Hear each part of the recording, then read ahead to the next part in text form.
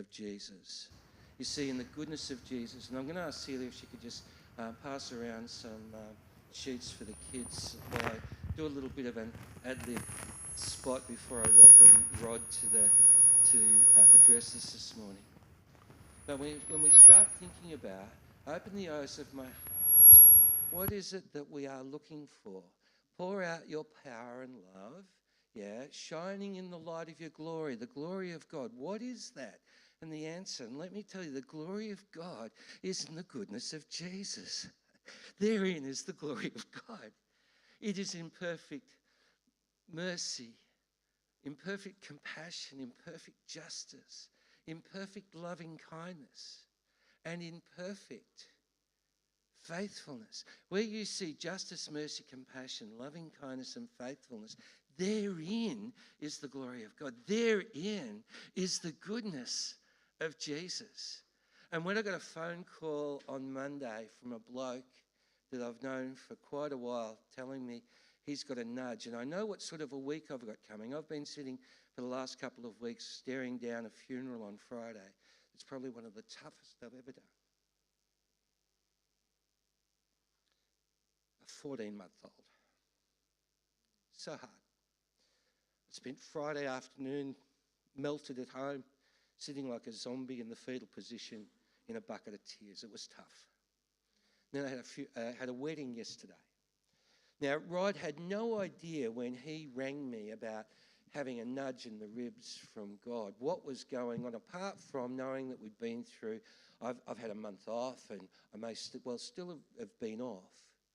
But the other things, knowing that we've had a couple of funerals recently with the passing of Jack and Lofty, and knowing about all of that, but not knowing knowing that we've been walking the everyday discipleship journey.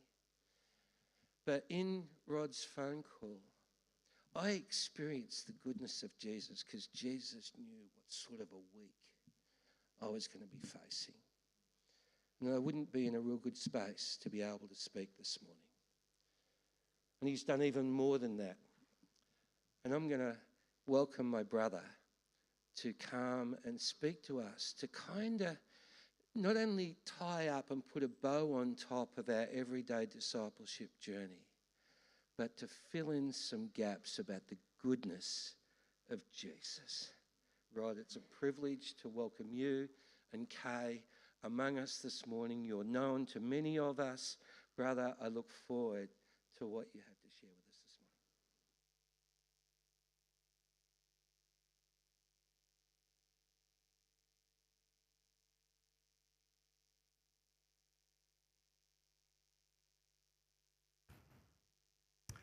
Unexpectedly, last Sunday night, about 3 o'clock, I woke up with what I realise now, in hindsight, was a nudge from God. I felt God wanted me to ring Maryborough Baptist and offer to preach this Sunday morning. Now, you need to realise that for me to be so pushy as to ask to preach somewhere has never happened before. That's not me.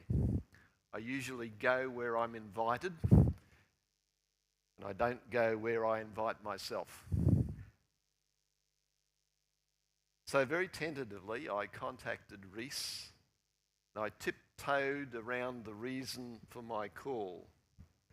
And he kept saying, so what's up, Rod? What's up? And finally, I blurted out what had happened and what I wanted to share. And Reese sounded astonished, asked a few questions, and later said something like this: Rod, that's amazing. A perfect way to continue to flesh out all God is speaking into Maryborough Baptist Church in this season. Very exciting. Please watch the YouTube recording of last Sunday's service, which I did.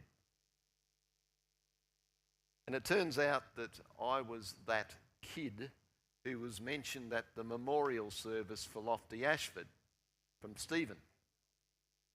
And it turns out I was that kid that was mentioned last Sunday by Reese in his message.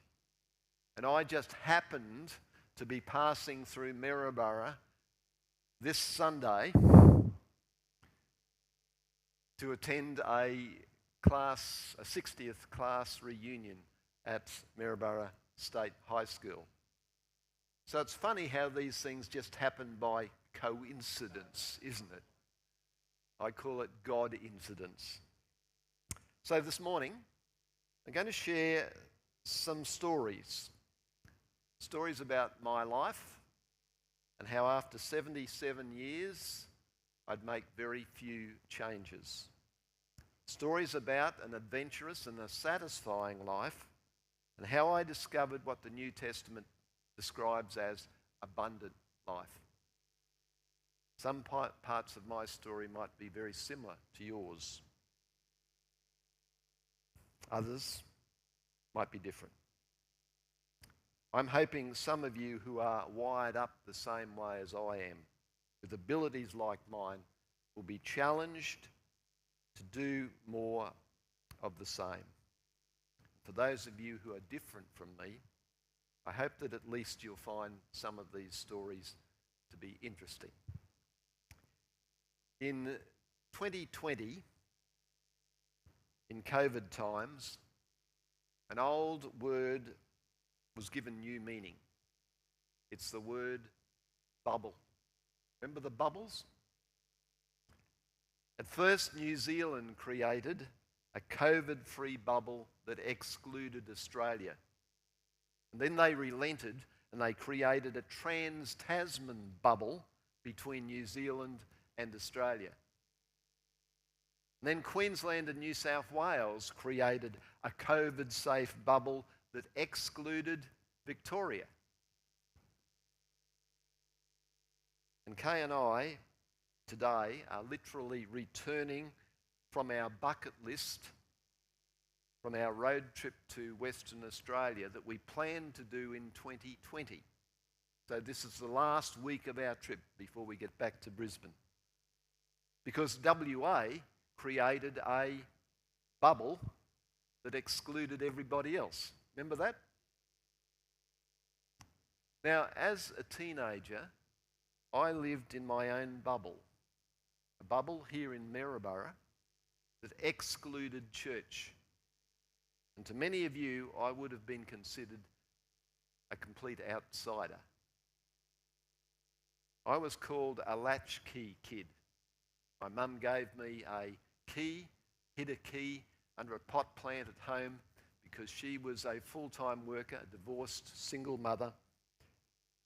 And I would come home and then I'd hang out at other people's places.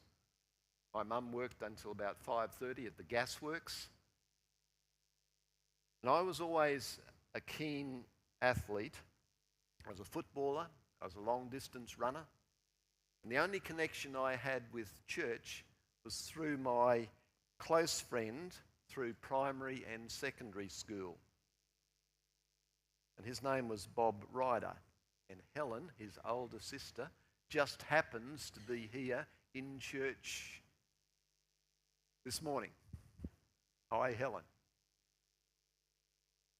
And at 13 years old, Bob invited me to join the best gymnastics club in Maryborough. And that happened to be the Boys Brigade at the Fort Street Baptist Church. And the captain of the Boys Brigade was Les Boy, husband of Anne. And the gym instructor was a guy named Lofty Ashford. And he took me under his wing and he mentored me in all kinds of ways. I was the first boy to be able to stand and walk on my hands, and Lofty rewarded me with a small pair of parallel bars. Now, my world was totally different. Never been to church in my life before. Totally different bubble. And slowly, over a couple of years, my bubble merged with Maryborough Baptist bubble. And I made new friends, and I hung out after school at the homes of the Barnes and the Riders and the Simpsons. I listened to the stories like the Ashfords and the Hookers and the Wardles and the Cooks and the Proberts and the Heselwoods. And they took an interest in me. And they were very kind to me. And eventually I started to ask, what is it that makes you people different? And they replied that they knew God and they tried to follow his son, Jesus. Now, it wasn't church attendance or preaching that brought me to know God. It was new friends who followed Jesus. And they were interested in my interests and my world. And slowly I entered into their world, their bubble.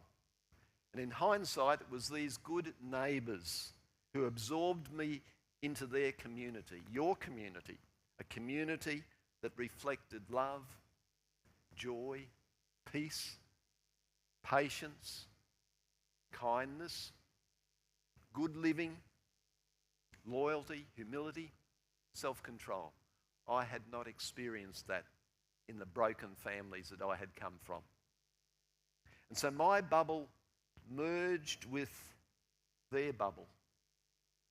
And I discovered abundant life. And 60 years ago, I made the best and the most important decision I've ever made. And my world changed from grey, blah, to bright colour. I found a Father I'd never known, a Heavenly Father. And since then, I've studied civil engineering. I trained as a Baptist minister at what is now Malyon Theological College. And because one of my primary giftings was identified as counselling, I later became a registered psychologist and an educationist. And for 50 years, I practiced and taught community work. And an essential thread that ties it all together is what I call good neighbour community work. And at age 70, with my wife Kay, we packed up and we went as missionaries and community workers to work amongst minority people groups in the Gobi Desert in China. Because I discovered how to love the Lord my God with all my heart and with all my soul and with all my strength and with all my mind, I've always been keen to love my neighbour as myself. The golden rule says, do unto others as you would have them do to you. Well, incidentally, somebody has suggested the platinum rule. Heard of the platinum rule? The platinum rule says we should do to others what they want us to do to them.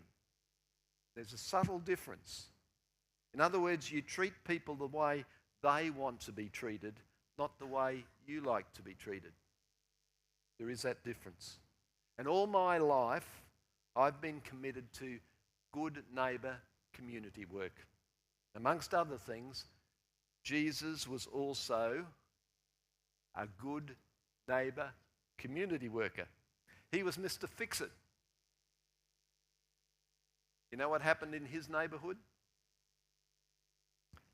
He went around doing good, healing all who were under the power of the demons and the devil, because God was with him. Acts chapter 10. He healed the sick, he fed the poor, he gave advice, he supported the grieving. He was the perfect good neighbour. And I have tried all my life to follow his example. There are lots of stories.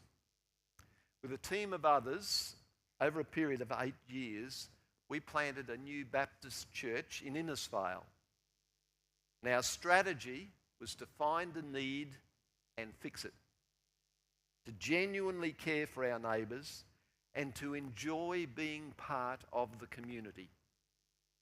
And we encouraged every new attender at our startup congregation to leave a space in their already busy lives to join some kind of neighbourhood activity, or to use their already busy lives as a platform to serve their colleagues and their co-workers.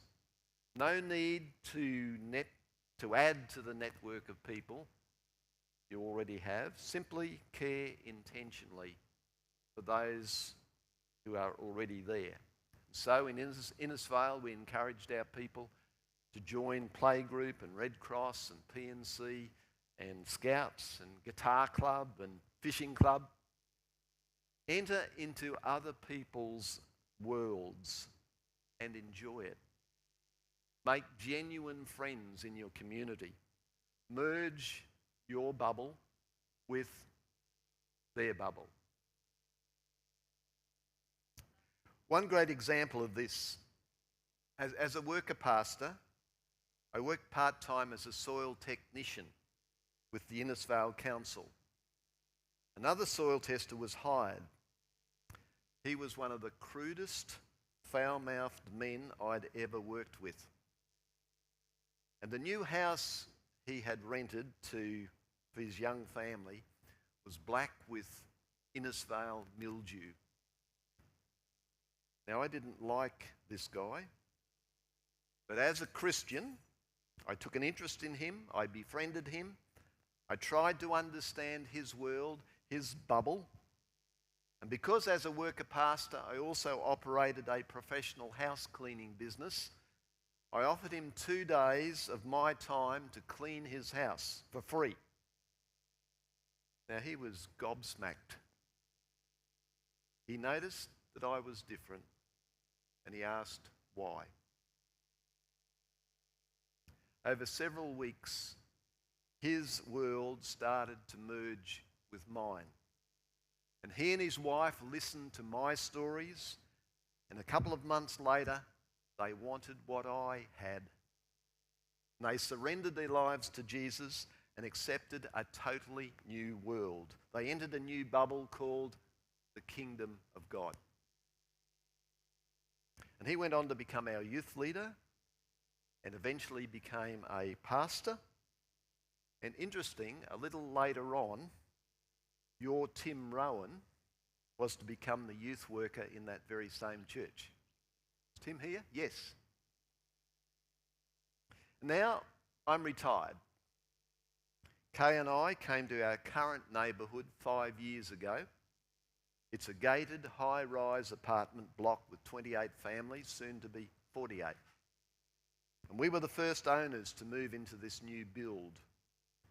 And we felt called to be volunteer community workers and to create a positive and healthy community. And we trained as community chaplains. And we intentionally welcomed other new owners. I created a private community Facebook page, and we set up tips and traps for new residents, and I was nominated to be the chair of the body corporate. Now, this has opened up a whole new world for us. The owner-developer of the building turned out to be a Catholic believer, and he became our person of peace, who opened the doors of new influence in all kinds of ways. And we're seeking to create a good neighbourhood community by modelling the attitudes of love, joy, peace, patience, kindness, good values, humility, loyalty, self-control. Every morning, we pray and ask for opportunities to serve our neighbours, and where possible to be Mr. Fix-It. We harness the everyday activities. We grab opportunities to influence others and the community decisions. We moderate neighbour disputes. We advocate for others. We use conflict resolution as a powerful example of how a Christian can help. We rescue people. We heard loud crying out on the public landing. And there was a woman in her 30s curled up in the fetal position, crying, obviously experiencing some kind of psychotic episode. And she'd been unintentionally locked out of her mother's apartment. So we rang her mother, explained what had happened, and comforted and cared for her until her mother returned. We rescue people in the park below. Horst fell off his mountain bike, broke his hip. Kay and I brought pillows and blankets while we waited 2 hours for the ambulance to arrive. We invited his German wife for a coffee and a debrief after Horst was taken off to hospital. She eagerly accepted the invitation, shared her desperate need for an extra job, especially now that her husband was in hospital. And within 2 hours, we had unexpectedly talked to someone in the lift and successfully linked the wife to another apartment neighbour who owned a German restaurant, who immediately employed her as a part-time cook. We pray for people in distress. We received a phone call from a new resident couple that the husband had been taken away by ambulance after an unexpected stroke. And we wrote a prayer for healing on a card, and we delivered that card to the anxious wife downstairs. And we risked everything by asking God for a remarkable recovery, put it in writing. And despite the hospital staff predicting that Ron would never return from hospital, a day later, the wife texted us, Ron is back to being himself. And a week later, he came home.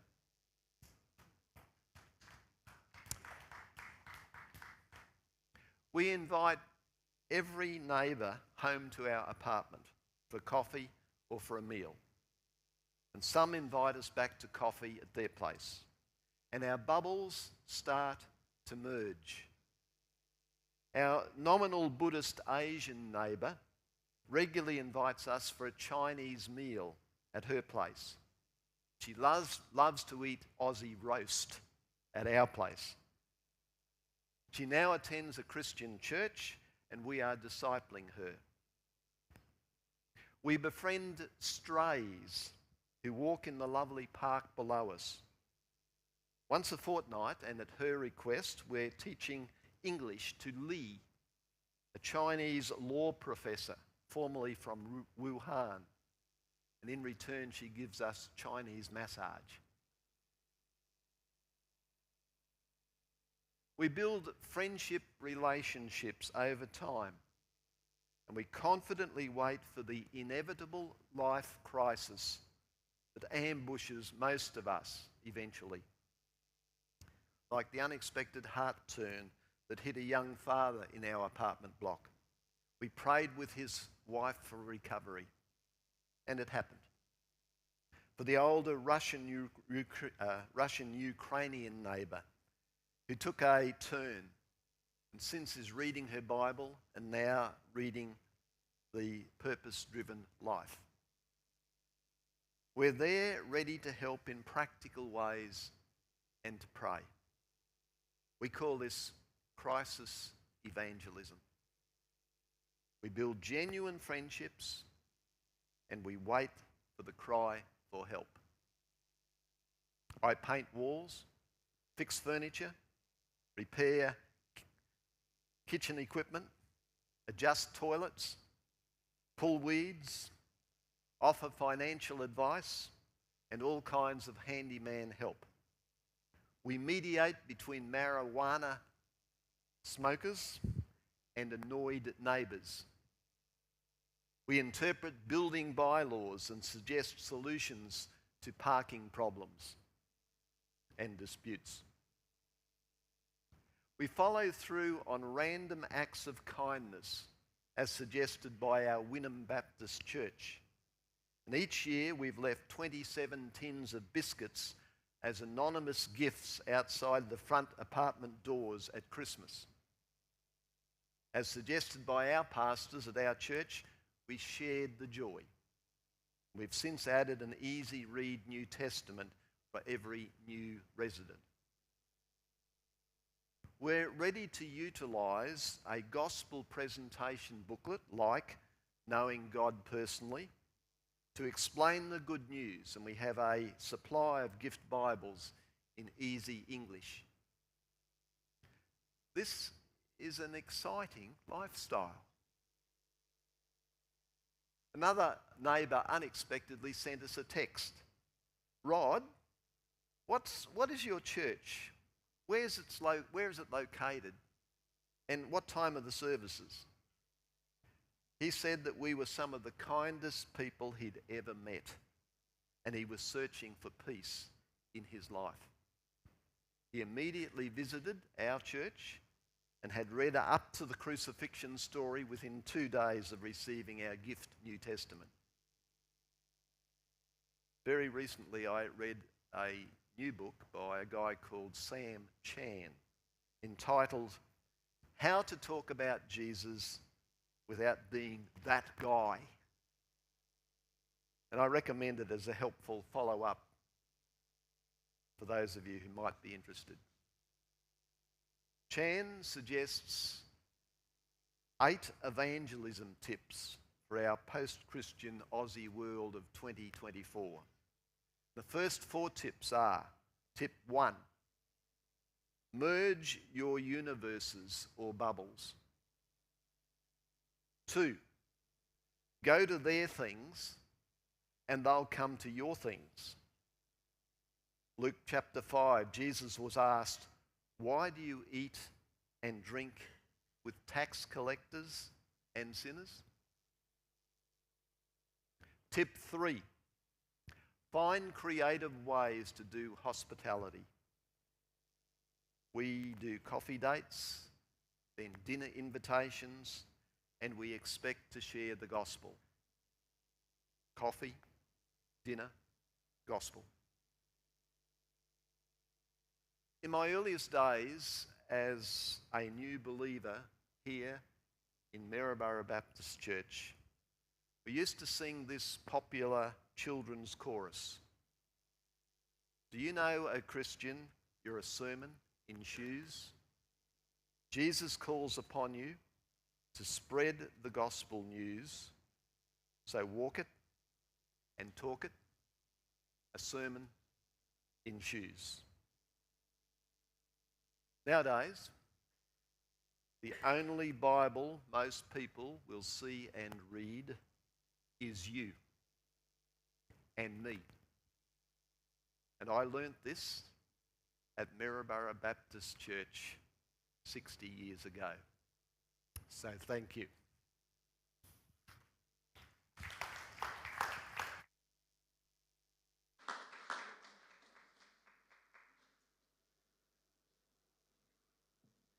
Talk about putting a cherry on top, eh?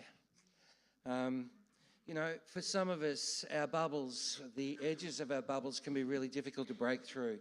And as a community, as a faith community, we have a number of formal ways to actually help us get outside of our bubble and into the lives and rubbing our lives with others. Not all of us are a Rod Bullpitt or a Reese McFadden, or, you know, not all of us are can do that stuff easily. And so some of the ways that we've adopted as a church to do that is with Coach.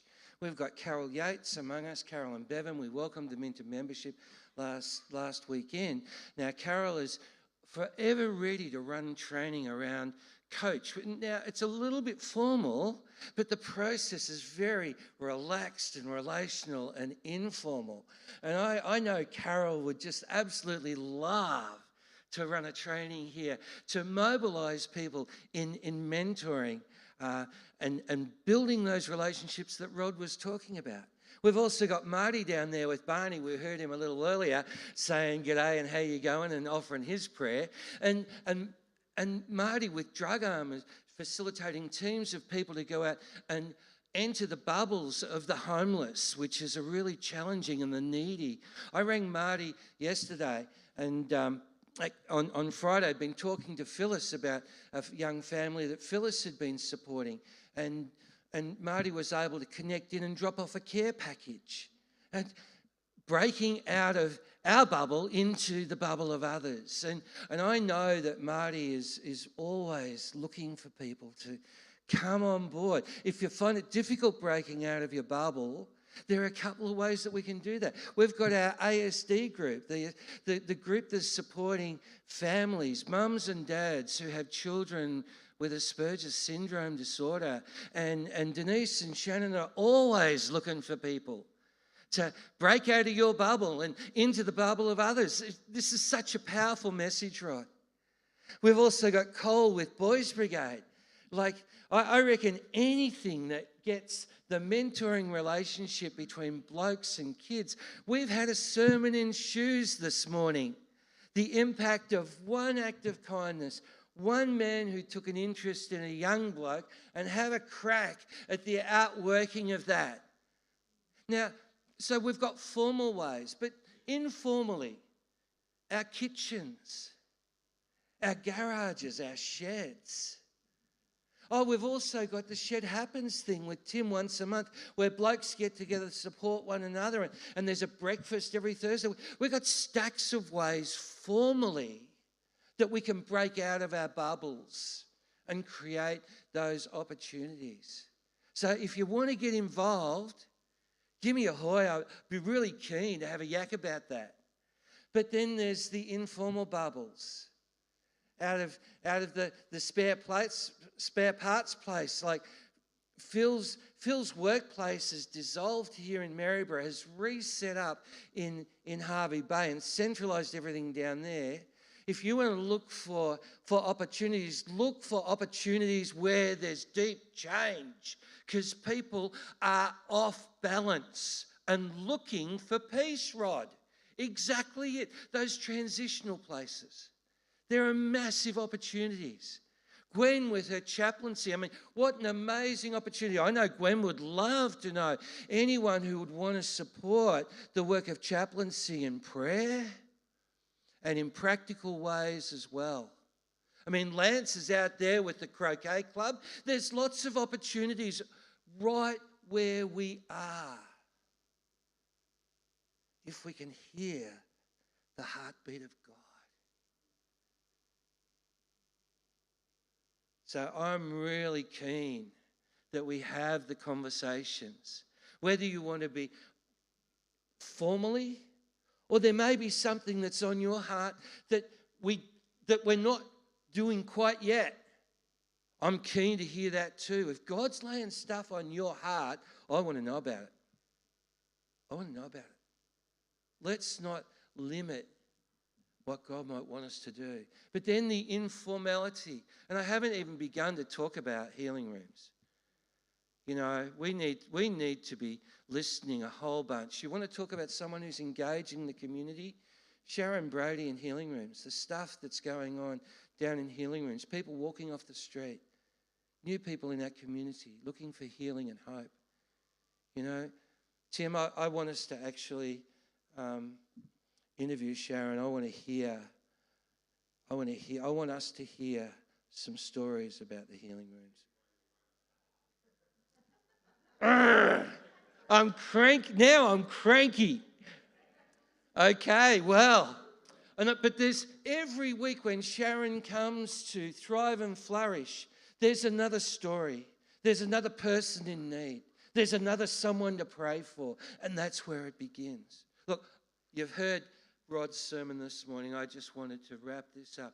And Phil, can you now bring the team and let's worship this God who encourages us out of our bubbles into the bubbles of others.